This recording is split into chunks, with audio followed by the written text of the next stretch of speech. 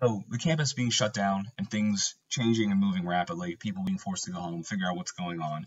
Um, this isn't ideal for any of us. Because of that, I will try to be as open as possible as communicating with you guys so you know exactly what's going on. If you have any problems, any difficulties, any questions or concerns throughout this entire process, feel free to reach out and email me at any time, and I'll make sure you know what's going on and we can try to move through this as smoothly as possible.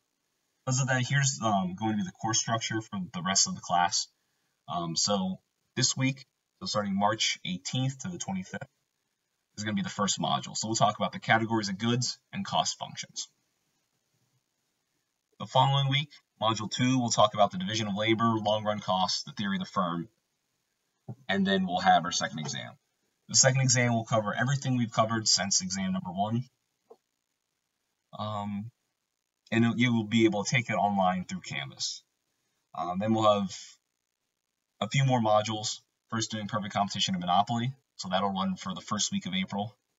Then April 8th to the 15th, we'll do pricing strategies and monopolistic competition, the first half of monopolistic competition. Then the next module, we'll do the rest of monopolistic competition and oligopoly.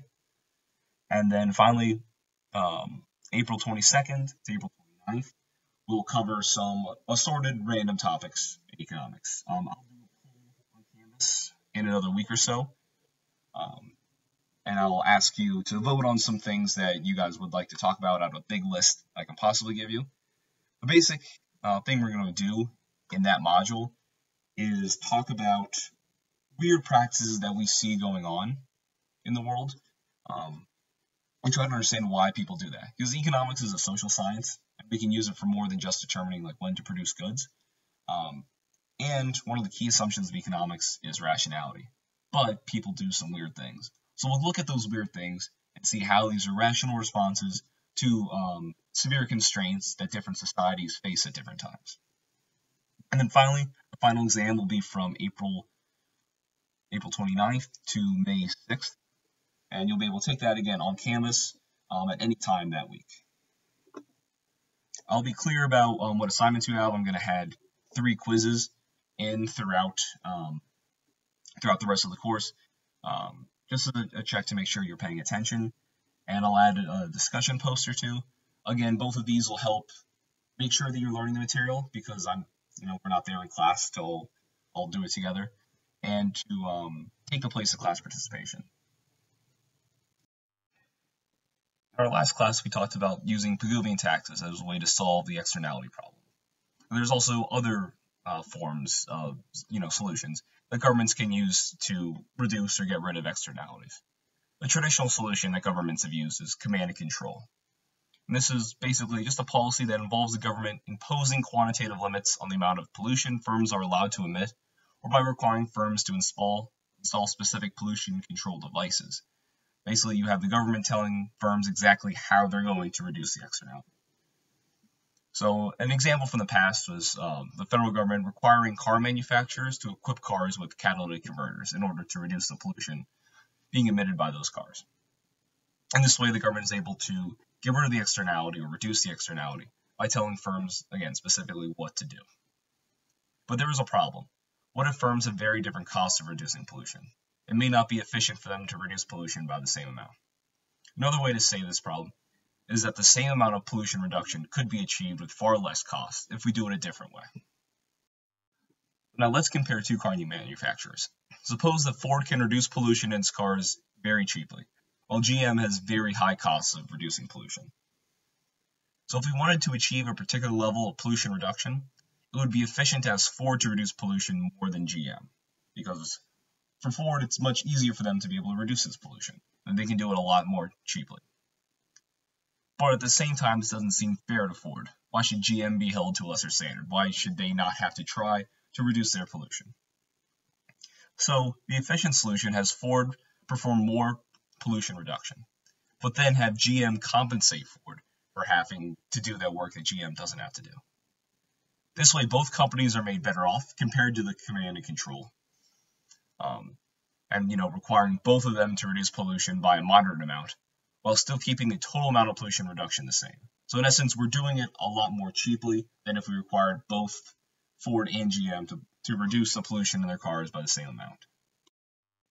This is the basic concept behind the tradable emissions permits, also known as cap and trade. So basically what happened with cap and trade is the government established an allowable amount of emissions. They said, we will allow this certain number of emissions of pollutants into the atmosphere.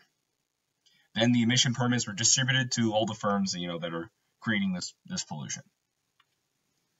Firms can then go and trade the emission permits. So if firms have a high cost of reducing pollution, they will buy permits from firms with a low cost of reducing pollution. So that way, the pollution is reduced to the lowest possible cost. So in essence, we're using the market to help achieve a more efficient pollution reduction by reducing pollution by the same amount as if the government asked them all to cut by the same amount, but we're doing it much more cheaply. In 1990, Congress enacted a cap-and-trade system for sulfur dioxide emissions. Now, as a result, there were improvements in the pollution reduction technology, with the cost of compliance, so the cost of reducing the sulfur dioxide emissions to that standard the government set, ended up being almost 90% less than was first initially estimated by the Congressional Budget Office. This program was effective with benefits of at least 25 times the cost of implementing the program. If you know much about the cost-benefit analysis and how much government programs end up costing, know that this is an extremely highly beneficial program. It was done at a very low cost. Now, there were a lot of criticisms of cap and trade. Environmentalists objected to the cap and trade system because it gave firms, in their mind, licenses to pollute, that they could buy, spend money on those permits to allow them to pollute. But pollution also has a benefit. It allows cheap production. No matter what we do in the production process, some amount of pollution is going to be let off as a byproduct. So every pollution decision uses up some scarce resource. There's time, natural resources, clean air. There's a lot of different things we need to consider. So in this sense, paying for using clean air seems appropriate. And again, it's a way to make sure firms that cannot reduce their pollution very cheaply, because either they're in a very dirty industry that produces a lot of pollution, or because they're already extremely environmentally conscious and they make sure in the past to reduce their pollution. So now they have very little pollution left. But both these firms can still continue to operate, while firms that are polluting a lot and don't need to and can cheaply reduce their pollution are then able to do so we can reduce pollution at the lowest cost. Though there is a more serious concern, and that's that cap and trade may produce so-called hotspots, or locations where a lot of pollution takes place. So if there were a lot of firms with a high cost of pollution reduction that were all geographically very close, they're located right next to each other, people in neighboring towns and cities nearby would be put in a much worse position, that they still end up dealing with a lot of pollution, that they're going to suffer disproportionately. So why has cap and trade lost its popularity? Well, cap and trade, this system, alters who pays for the pollution. So when pollution is unregulated, all consumers bear the consequences of pollution. We don't have a physical cost of actually having to pay. We end up, suffering from pollution, but in the long run, it does increase the amount of money we spend on, say, healthcare or other mitigation things that we end up having to do ourselves. When cap and trade is enacted, the cost of pollution is borne directly by the firms, or a lot more directly by the firms, because they're actually paying for these cap and trade emissions permits. Polluting firms tend to be able to organize better lobbying efforts, because consumers feel the cost of pollution diffusely, and because it's so spread out over time, it's a long time until the pollution, causes health problems for a lot of people. So you don't recognize that pollution from something being produced now is what's causing, the health issue down the road. So this illustrates a classic special interest problem in politics, and that's that small groups are better able to organize than large groups, because each individual or each firm in this small group has a much higher per person or per firm benefit from, removing cap and trade in this case, than the large groups do in having cap and trade enacted. So collectively, large groups would benefit a lot from organizing, because individually they're not going to get, that much money or that great of a benefit. It's going to be a lot more difficult to organize them because it won't be worth, the so-called the cost for them. We ended our last class talking about the coronavirus. Now, many actions have positive and negative externalities, and a lot of things that have positive and negative externalities in normal times have even greater positive or negative externalities now. Something I want you to think about, something I think is interesting, is we think of things with positive externalities. So people staying home and playing quarantine instead of going out and infecting other people or getting infected themselves. People say they come out with a vaccine in a couple months. Obviously, getting vaccinated even later on is going to make people better off. It's going to have much positive externalities. So by you doing it, you're making other people better off. So think of ways like how can we encourage people to do these things? Because of the positive externalities, maybe it calls for a subsidy. Maybe it calls for command control. Maybe we can do some coasting and bargaining. These are all different potential options of trying to mitigate actions with negative externalities during this crisis, or help encouraging people to do more of actions with positive externalities. All right, now we're finally finished with externalities. We can move on. We'll briefly touch on the 4 categories of goods. So we'll explain how goods can be categorized on the basis of whether they are rivalrous or excludable, and use graphs to illustrate the efficient quantities of public goods and common resources.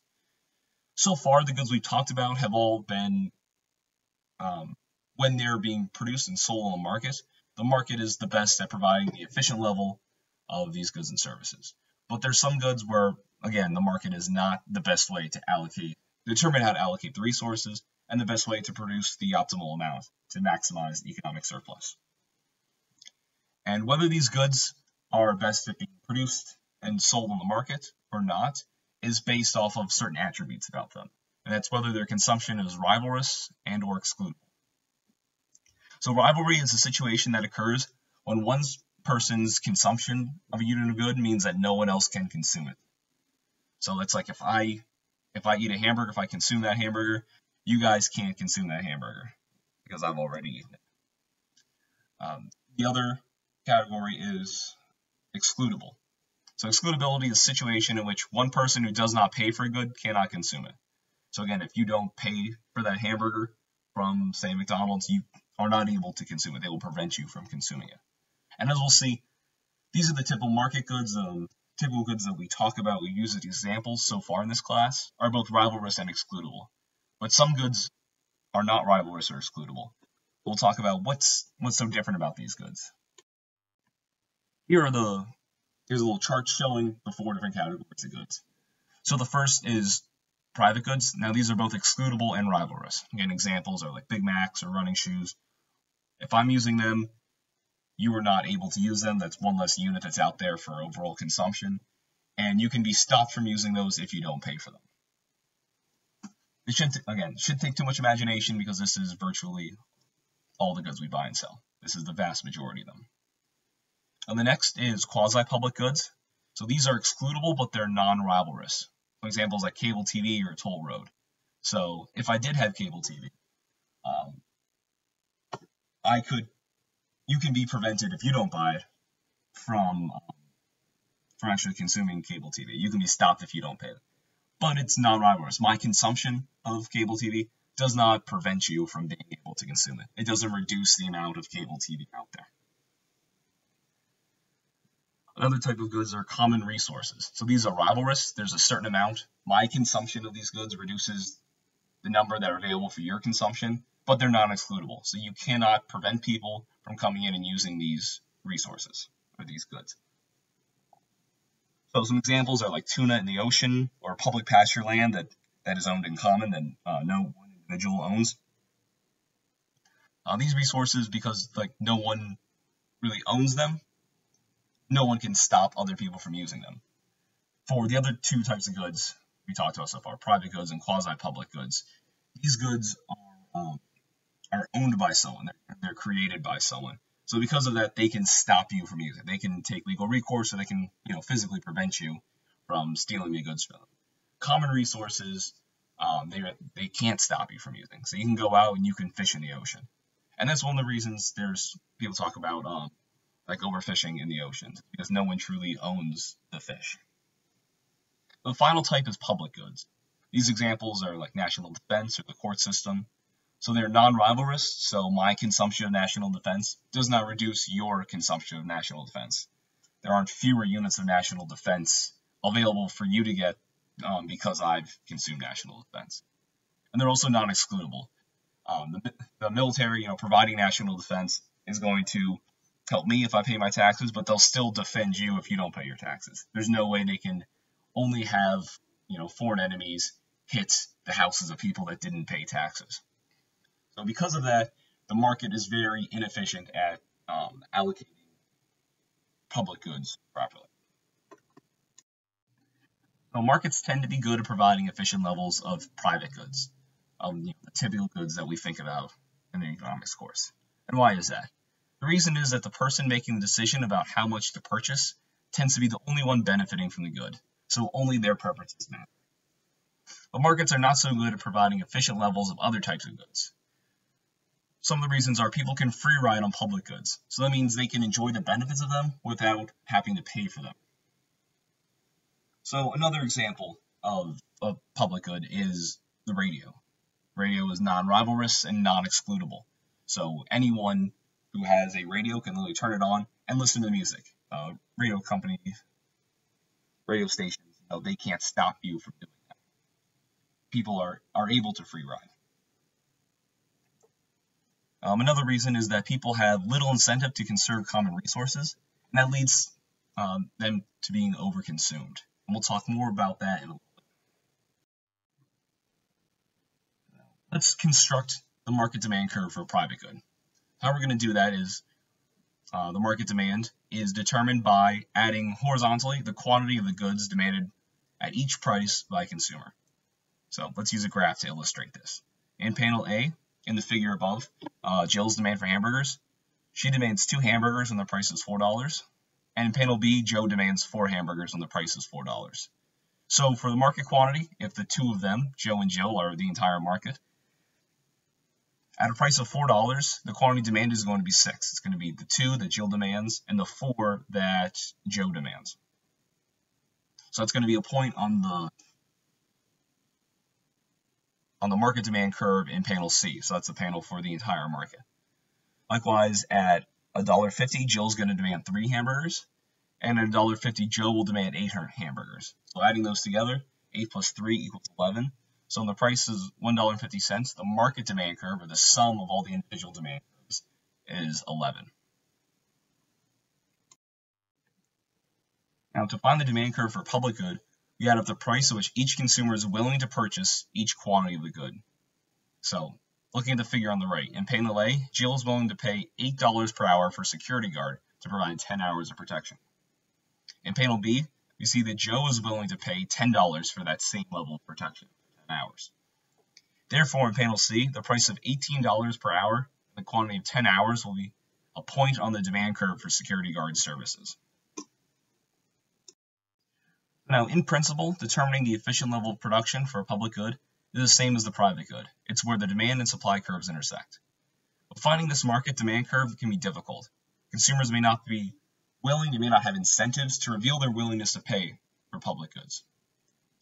So because it's so difficult to truly estimate a supply and demand curve for a public good, we typically use cost-benefit analyses to determine the correct levels of public goods. So we try to measure the entire benefits of the creation of a public good for the entire, whatever unit we're looking at, so say a country or a state or a city.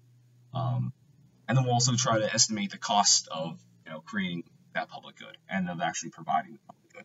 And we'll compare those. And if the cost is higher than the benefit, then we won't produce at that level. But if the benefit is greater than the cost, then we will produce the public good. Common resources tend to be overconsumed.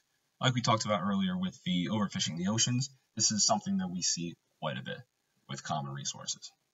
So while people cannot be excluded from using the resource, their consumption is rivalrous, so it depletes the resources for other people.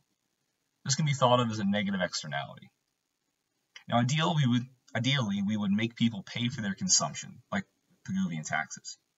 However, when this is not possible, the situation is referred to as the tragedy of the commons. This is with the common resources tending to be overused in all these situations when the tragedy of the commons exists. Now, why do the tragedy of commons exist? Because people cannot be excluded from using the resource, anyone will be able to go out and use that common resource. However, the consumption is rivalrous, so it depletes it for other people. I think it bears repeating because it sets up the entire thing. So for each individual, it's rational to go out and consume as much as you can in the short run because you know people are going to be doing the exact same thing. So because of that, people will tend to use as much of that resource as possible, knowing that if they don't, someone else is going to go out and use it. And so that they end up far over consuming than they would if the good was both rivalrous and excludable. So going back to our negative externality metaphor for this, for a common resource, for example, let's use wood from a forest, and we'll use the figure on the right to represent the supply and demand. So the efficient equilibrium is going to be a Q efficient, and the price is going to be, the true social cost of cutting the tree.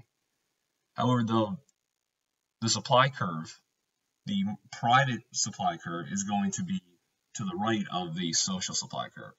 So we're going to end up producing too many, in this case, cords of wood from the forest at a lower price than would be efficient.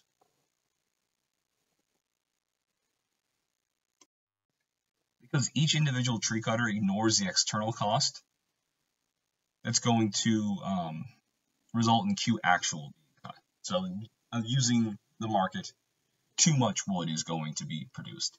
And what this is going to do is cause a dead weight loss because the quantity being produced is not optimal. So we're going to over-consume the wood from the forest. Now, the source of the tragedy of the commons is the same as the source of negative externalities, the lack of clearly defined and enforced property rights. So when enforcing property rights is not feasible, two types of solutions to the tragedy of the commons are possible. One is if the geographic area involved is limited, the number of people involved is small, access to the commons can be restricted through community norms and laws. There's communities that own forest land over in Switzerland, and they've developed amazing customs and norms that prevent their forests from being overconsumed. However, while these work at a small scale, on a larger scale, they tend to break down. There's higher costs, higher transaction costs of getting all these individuals together. Norms take a long time to develop, and with a lot of people, there's just more opportunity for cheating. Cheating the system would have a lower cost because you don't know all the individuals involved. So if you're hurting your friends, your families, like your neighbors, people you already know, that would be a lot more difficult than hurting, nameless, faceless strangers. Now, if the geographic area is large and the number of people involved is large, legal restrictions through taxes, quotas, and tradable permits on access to the commons are a solution that you can use to try to solve the tragedy of the commons.